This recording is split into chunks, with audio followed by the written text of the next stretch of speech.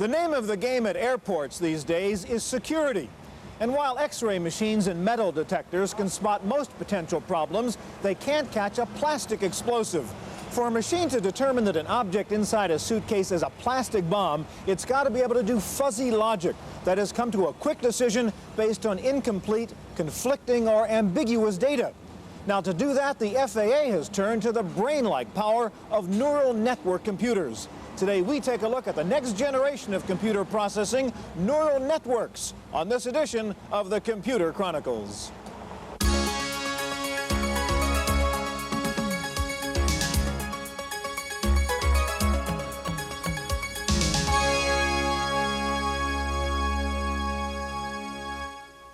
Computer Chronicles is made possible in part by Central Point Software, suppliers of utilities software, including disk backup, data recovery, file and desktop management, and virus protection. Central Point Software, making computing safer, simpler, faster. Additional funding is provided by the Software Publishers Association, which reminds you it's a federal offense to copy software, and by PC Connection and Mac Connection, and by Byte Magazine and Bix.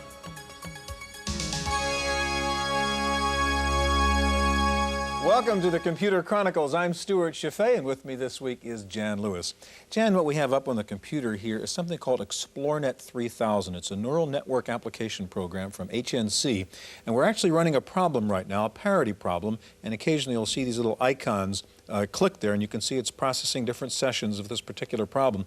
What's interesting is to look at the graph on the bottom, which is the mean square error as it's trying to solve this parity problem, and you can see it drop, a big drop in the middle at some point as the program, as the neural network system is learning how to do this, and of course reducing the number of mistakes it makes. Just one little example, we'll see others in just a minute. What I want to ask you is something I don't understand. If neural network processing is so different and so unique and depends on parallel processing, how do you just shove a disk into a PC and run it? Good question, because in fact exactly what neural nets are trying to do is more closely approximate the way the human brain works. The human brain does many things at the same time, massive parallel processing. Give you some idea of scale, human brain in terms of, let's say, pattern recognition of an object is probably doing about a few 100 billion processes all at the same time. So the question is very good, how does it happen? Most of the software packages now are actually simulating the parallel processes, and in fact they're really going on a sort of time-sharing basis. Intel, however, has just introduced a chip that in fact is made for massively parallel processing things such as neural nets. And in fact on this one chip they basically have over 10,000 individual little computers that do in fact process in parallel. Wow. Jan, today we're going to demonstrate several neural network applications that run on a 386 PC or on a Macintosh, and we're going to start out by looking at what's called a HAN, a higher order neural network. NASA has developed one such system to do pattern recognition, and here's our report from NASA's Ames Research Center. An astronaut is responsible for the maintenance of the spacecraft once in space. But scientists at the NASA Ames Research Center are working on a neural network they hope will assist the astronaut in some of those tasks. In this computer simulation, the scientists are training the network, called the higher order neural network, to identify different types of airplanes. The network's main feature is its ability to recognize the same object, even if it's in a different position from the training set. The neural network is trained in terms of triangles, where the triangle is a distortion invariant feature. That is, if you draw a triangle from any 3 points around the edge of an object, now you take that object and you move it, you rotate it, and you scale it, you find those 3 points that are in the same relative positions still form a triangle with the same included angles. Thus, the neural network distinguishes between objects by identifying the different triangles in each. This distortion invariance is built into the architecture of the neural network and does not need to be learned. The scientists say this means the higher order neural network requires a shorter training time.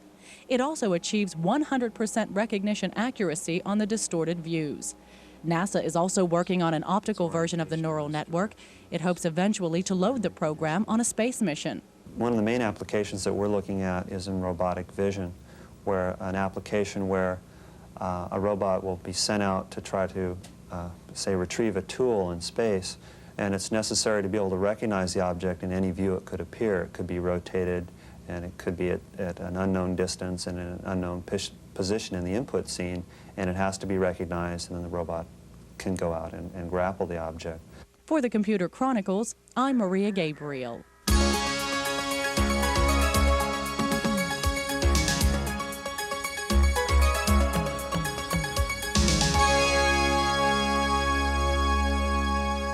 Well, a spreadsheet is a wonderful business tool, but it is essentially a dumb tool. Add a pinch of neural network technology, though, and your spreadsheet can start making intelligent forecasts. Here to show us how are Murray Ruggiero Jr. of Promised Land Technologies, and also with us Mark Lawrence of California Scientific Software. Jan? Mark, we've heard before about expert systems, and now we're hearing quite a bit about neural nets. They both really have the aim of having the computer do something that the human is good at. Now, what is the difference between these two methodologies, and are they mutually exclusive? They're not exclusive at all. In a neural network, you're using history and past experience to try and deduce what to do in a given situation. With an expert system, you're using rules. My favorite example is traffic lights.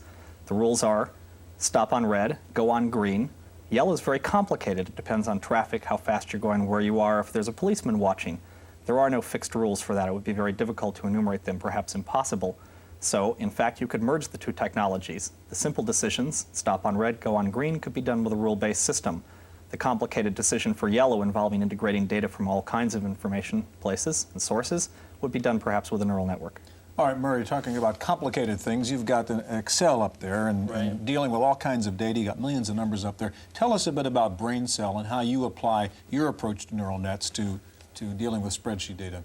Okay, basically, up until Braincel, neural networks have been for people who understood the technology. In order to train neural nets to do anything useful in real-world applications, it usually required a lot of tinkering. What we've done with Braincel is simply to hide all those technical features and have the software take care of these adjustments for you. I want you to show us an example, Murray. Okay, what we're doing here is in a spreadsheet, you end up having times that you do everything with formulas. You want to do if-thens to see how it affects your business.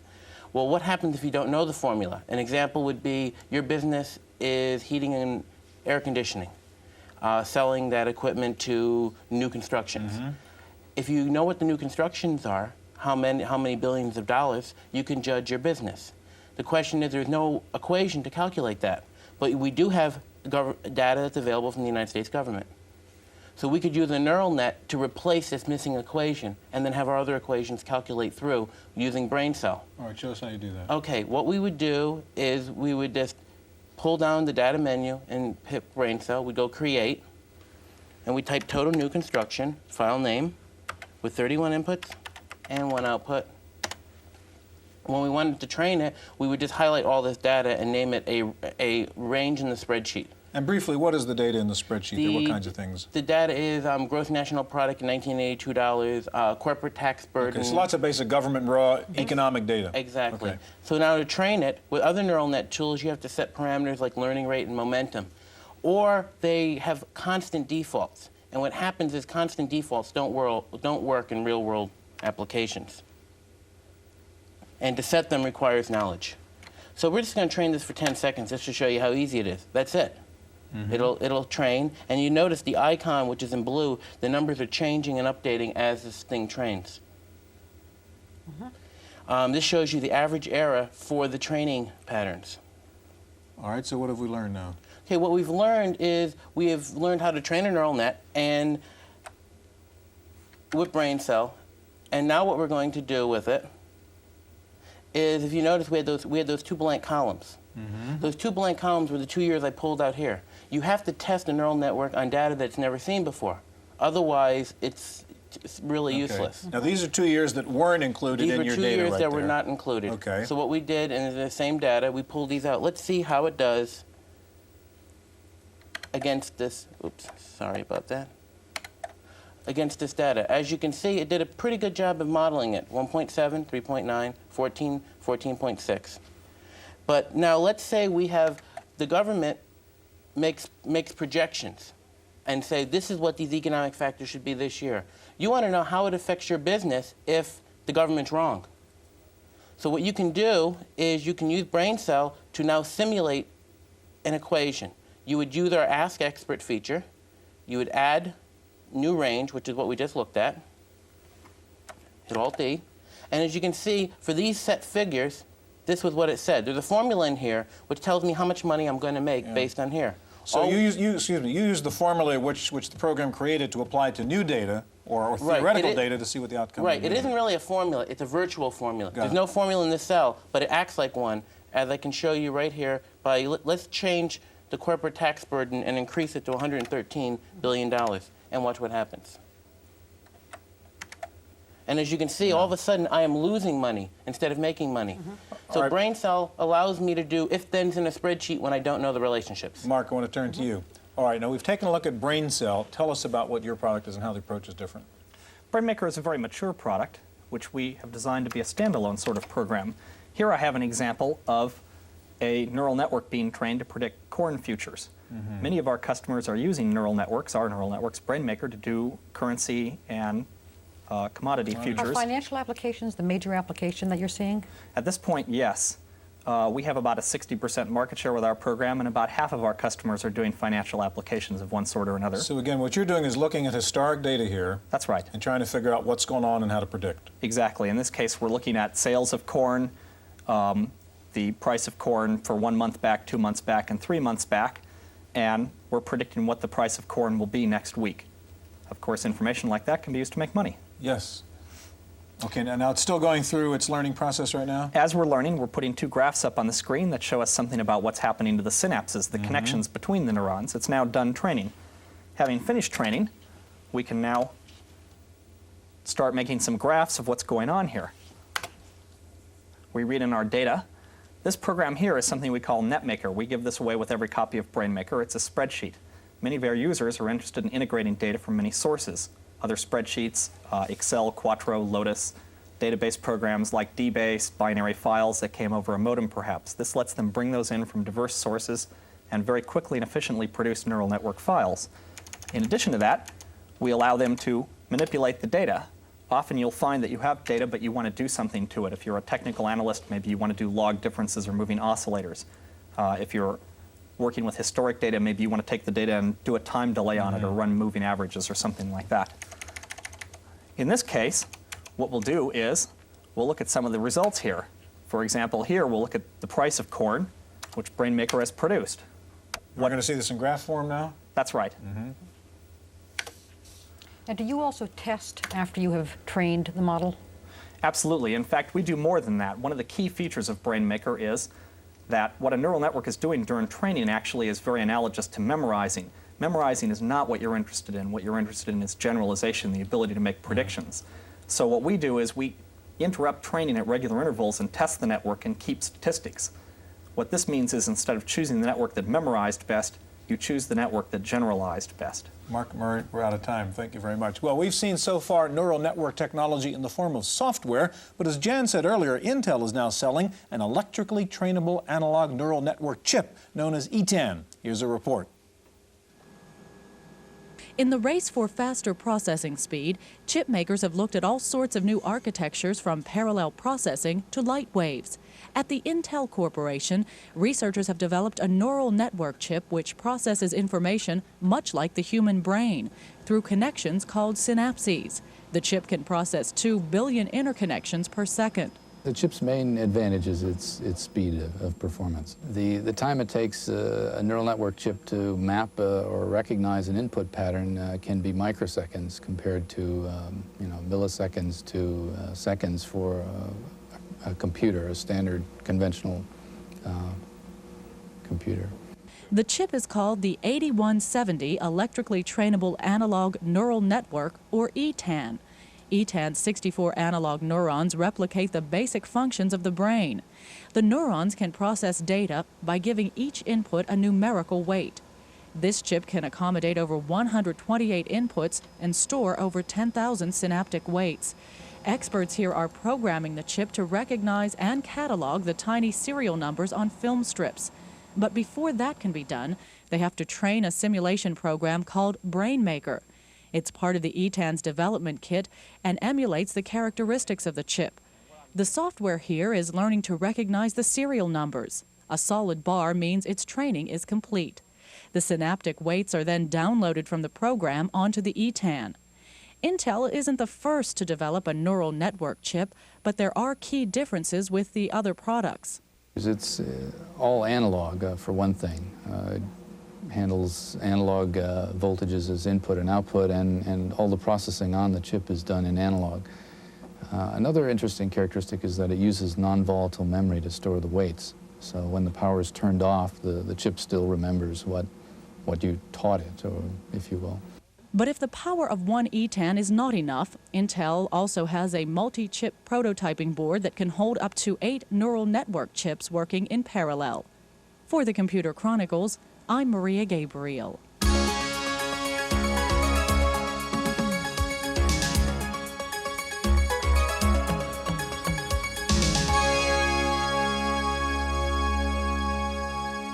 Neural network products are available for the Macintosh as well as for the PC, and to show us MacBrain and NeuroSMARTS are Matt Jensen of Neurix, Dr. Richard Mansfield of Cognition Technology Corporation. Also with us, Tom Schwartz, consultant and analyst in the field of neural networks and artificial intelligence. Jan? Matt, now your program, MacBrain, has a new approach. You have a wider variety of algorithms. You support a hypercard front end. Show us MacBrain. Okay, Jan. MacBrain is designed to be easy to use even on difficult problems. So what we can do is create a new network from scratch using Macintosh tools. Like, for example, we can create some neurons here, and then we can connect them together in a variety of different ways, including using tools that work on groups of units all at once. And then from that standpoint, we can make more complicated networks by using the cut, copy, and paste routines that are standard in Macintosh programs. And then we can build up more complex networks based on smaller modules, and that saves a lot of time. We also have a built-in macro language which allows you to set up complex experiments or complex networks automatically, train data, because neural network problems of any serious size often take hours or even days to train on microcomputers. Yeah, Matt, show us an actual application if you have using MacBrain. Sure. Let me call up a new file here. This would be a program which would, or rather a network, which would analyze a loan application to determine if the person is a good risk or not. So we have inputs such as age, income, the equity they have in their house, and so forth. And initially the network knows nothing, but we'll train it on a bunch of case histories, people with different characteristics and what their payment history was. Now we've loaded in some data there, and we can access individual cases and analyze them. Then we can use a macro to automatically train the network. So let me just call up a little graph here, which we can use to keep a visual eye on how the network is progressing. I'll call that error, and the error should decrease, meaning that it's learning the relationships inherent in what makes a good risk as time goes on. So I think we're all set to go now here, and I'll just go to the macro menu and say run. And it'll start executing this macro here, which learns a number of times, and then after it's learned for a while, it'll update the graph and then go back. Curve coming in. Right, and then the error curve here is starting to drop down, and we can zoom in and do all kinds of graphs and analysis and so forth. What we can also do is, after the network has trained for a while, we can use another part of this macro here, starting here, which, when we run it, will allow us to test an individual case. So, for example, we can say someone who's 25, male, so forth, married, makes $30K, and rents. They have no equity in their home, and they want to ask for $20,000. From what the network has trained on so far, it thinks that person's a good risk.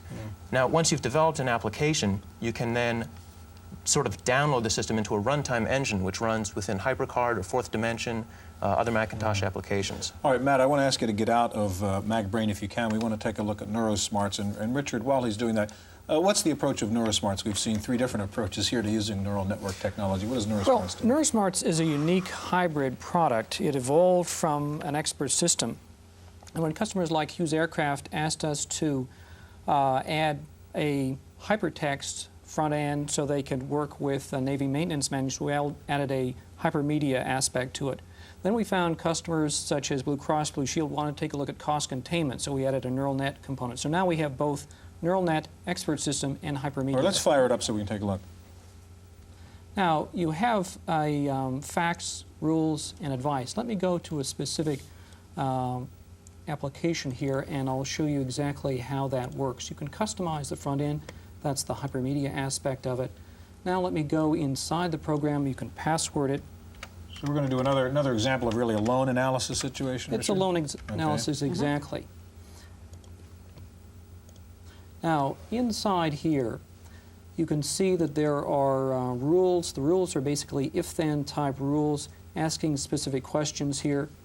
Down here, after you've collected the information you need for the neural net, you have the neural net component here, and let me just show you how that works. You have a data file, a validation file, and you can just let it go ahead and train. And it's very quick, shows you have a 93% accuracy. There's one particular discrepancy here. You can take a look at that if you wish. Now, let's go back out of here, and after answering those questions, let's see what it would come out with here. We'll just take, this is the test here, and we'll go on, and it says that you have, that loan would be a profitable loan to the bank, and we can go ahead and see what it would give in terms of a response. What you can give is not only an answer, but you can also give the loan agreement that you would get, and you can print that out. It's a printable document. So you can link both documents and rules and nets. Let me get you into this now. We've been watching several examples here of using neural network technology to solve problems. What is the difference in what we've seen and the non-neural net approach? Normal statistical analysis run the old-fashioned way. All right. Normal statistical analysis, first of all, requires that you be a statistician.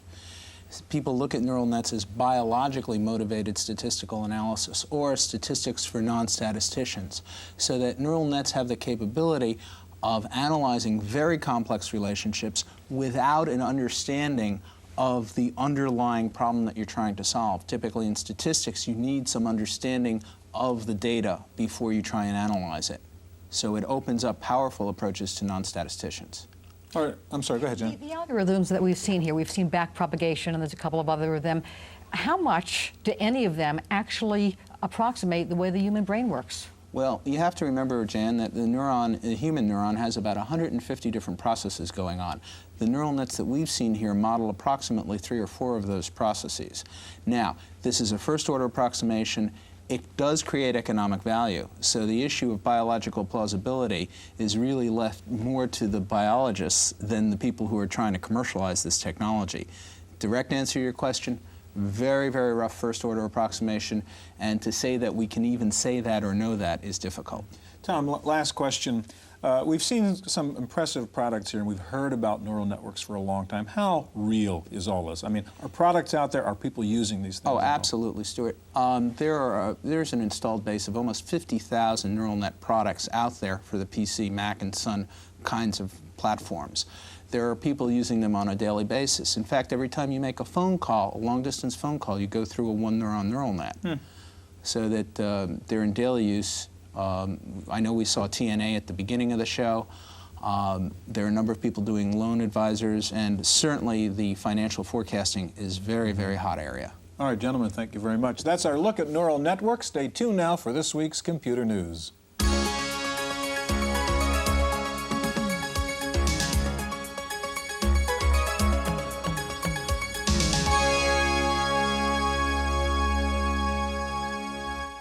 In the random access file this week, MicroSlate is introducing a new notebook PC that uses a pen as an input device. The Data Lite 300L PC features a touch-sensitive input screen on which you enter information using either a stylus or your finger. The new MicroSlate laptop will come complete with VGA screen, 1 megabyte of memory, and 20 megabyte hard drive. The price is $6,000. The first units are scheduled to ship in July. Lotus Development has announced the release of several new upgrades to 1.2.3. Version 2.3 for older DOS machines is now out. Lotus says it has many of the features found on the higher-end Lotus release, version 3.0. And Lotus now says the upgrade to that version, release 3.1 Plus, will ship by early July. InfoWorld magazine says that Microsoft is ready to roll out its long-awaited 5.0 version of DOS. The upgrade for current DOS owners will cost under $100, and release is expected in mid-June. Taking a look at this week's top 10 software titles for the PC, PC Connection reports that DR-DOS competitive upgrade to 5.0 is in the #1 position, with Expanded Memory Manager in second. Third is WordPerfect 5.1, followed by Windows 3.0. Procom Plus is in 5th place. Rounding out the top 10 PC titles are Adobe Type Manager for Windows, the Norton Utilities, Quicken, PC Tools Deluxe, and Norton Antivirus. And it's time now for this week's software review with Paul Schindler. If you're tired of Rolodex cards and ready to get rid of them, you know there's lots of Macintosh programs that try to help you organize your address book. The best I've seen is a desk accessory called TouchBase. Now, usually you have to choose between a program too simple to do the job or a database too complex to handle. TouchBase is the best existing compromise between these two. First of all, it's a desk accessory, which makes it easy to get into. It's fast. Display a list, click on a name to bring up the full record. You can move forwards and backwards with these buttons. You can find a card by any of a number of criteria, including any field on the card. You can even search notes, but that takes longer. You can sort the listing almost any way you want as well. It has several handy, well-thought-out options for output, including envelopes, detailed forms, and listings. I was particularly impressed with the facts cover sheet and with the label section, which allows a choice of label types and enables you to start at any label on the sheet. TouchBase is $125 from After Hours Software in Van Nuys, California. For the Computer Chronicles, I'm Paul Schindler. Radio Shack has announced a new trade-in program on new Tandy computers. If you buy selected 286 or 386 machines, Tandy will let you trade in your old computer. They're offering a credit of up to $500 for trade-ins. Radio Shack says the trade-in offer will be good until the end of June. Apple is also offering trade-in deals on new Macintosh computers at selected stores around the country. And finally, have you ever forgotten to save a file only to realize later that you really needed it? Well, a company called Working Software has come up with a miracle for you. It's called Last Resort, and it automatically records all computer keystrokes so that there's always a saved version of any computer input. Last Resort works as a TSR, and you can call up the magically saved files from inside most word processors. Last Resort is available only for the Macintosh. The cost is $50. That's it for this week's Computer Chronicles. I'm Kate McGargy. Computer Chronicles has been made possible in part by Central Point Software, makers of Central Point Antivirus, a comprehensive program for the detection, removal, and prevention of more than 500 computer viruses. Additional funding has been provided by the Software Publishers Association, which reminds you it's a federal offense to copy software, and by PC Connection and Mac Connection, and by Byte Magazine and Bix, the Byte Information Exchange.